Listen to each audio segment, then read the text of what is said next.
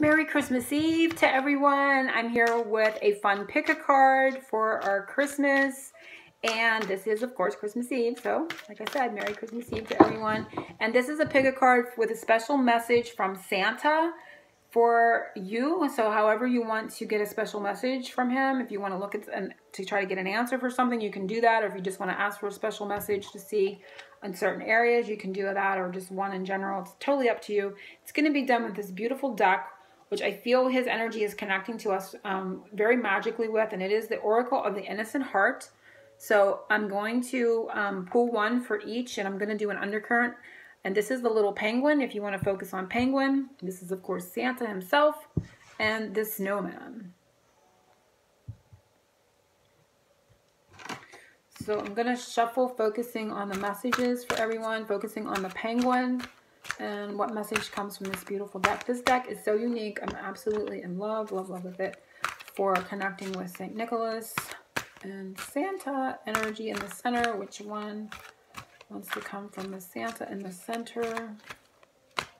So it's this one. And now the snowman. I'm focusing on the snowman, and I am going to do an undercurrent for everyone. There's the snowman, and right now this is the undercurrent. Ooh, undercurrent is spiders, which I love this one.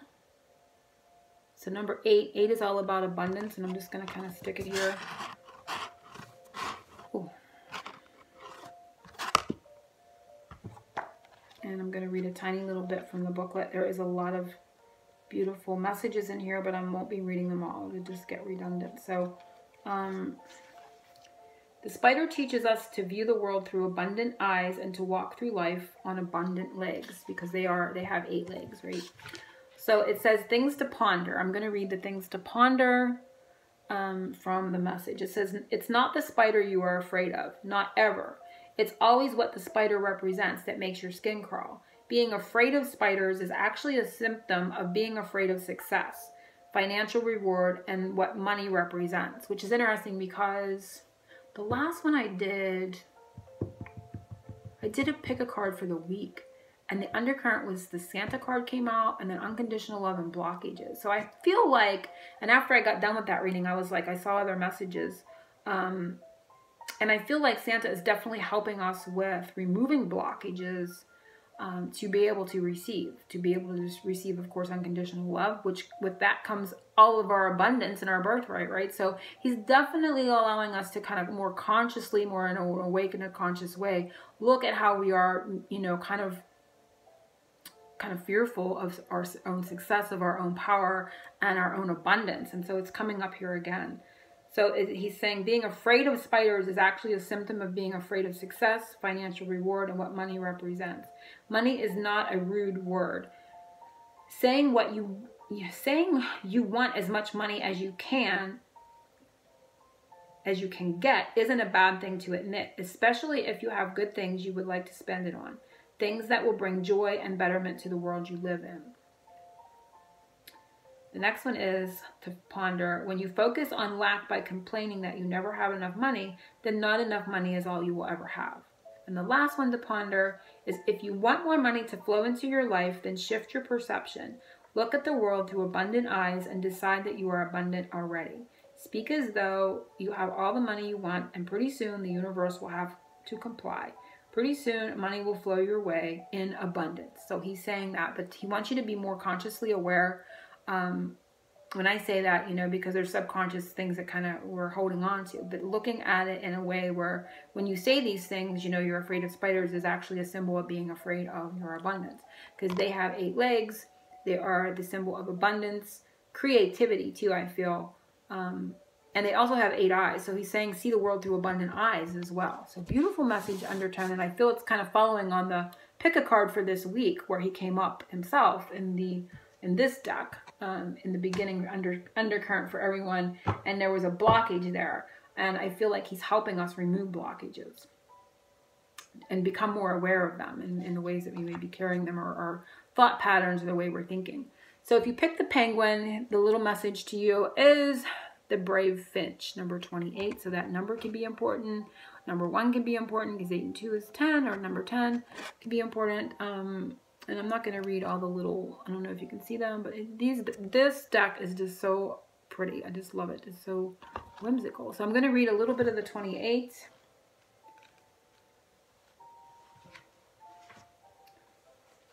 So if you picked the Penguin, his message to you is a win-win situation, is a relationship where everyone wins. So this is about, again, a equal reciprocity, which he loves that energy, a give and take. But there is a win-win, a balanced energy in relationship to whatever it is you're asking about. So the thoughts to ponder are, the first one is, it's a wise man that keeps his friends close and his enemies closer.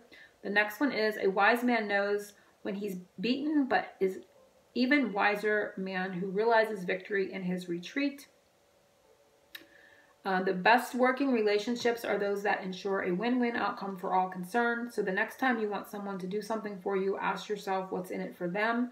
By doing that, you enter into the relationship prepared, knowing what you are willing to offer in advance. Everyone offers something. Everyone brings something of use to the table, even if it is negative in its delivery or seemingly of no positive use to you at all. Whatever is presented to us in life offers something that's good. Bullies sometimes become friends. As strange as it may seem, it's not uncommon. Sometimes bullies target certain individuals because they are jealous. It never justifies their behavior, but it does help to sometimes explain their motivation. So these are his messages to you, but it's talking about a balanced energy, a win-win, and equal reciprocity, which I love. So if you pick the Santa itself, for your message, we have a true hero, number 10, which the 28 didn't come up to 10. So we have that 1 and that 10 being represented here again. So I'm going to read from this one. So if you're looking for timing too, you can use these numbers for timing. You know, the 28 could be 28 days. It could be 1 month. This can be 1 month, 1 week, 1 day.